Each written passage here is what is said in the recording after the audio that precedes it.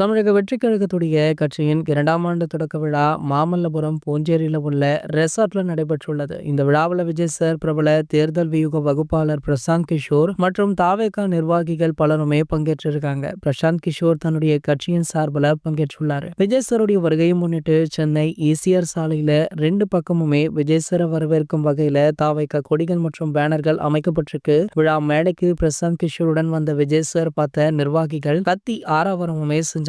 தொடர்ந்து நிர்வாகிகளை பார்த்து கையசைத்து விஜய் சார் அங்கு மத்திய மாநில அரசுகளுக்கு எதிராக அமைக்கப்பட்டிருந்த கெட் அவுட் பேனர்ல கையெழுத்து இயக்கத்தை தொடங்கி வச்சிருக்காரு. இதுல புட்சி ஆனந்த் அவர்கள் உள்பட அந்த கட்சி நிர்வாகிகள் பல பேருமே கையெழுத்திட்டு இருக்காங்க. அப்போது அந்த பேனர்ல கையெழுத்திட பிரசாந்த் கிஷோரை புட்சி ஆனந்த் அவர்கள் அழைத்த பொழுது அவர் கையெழுத்து மறுப்பு தெரிவிச்சிருக்காரு.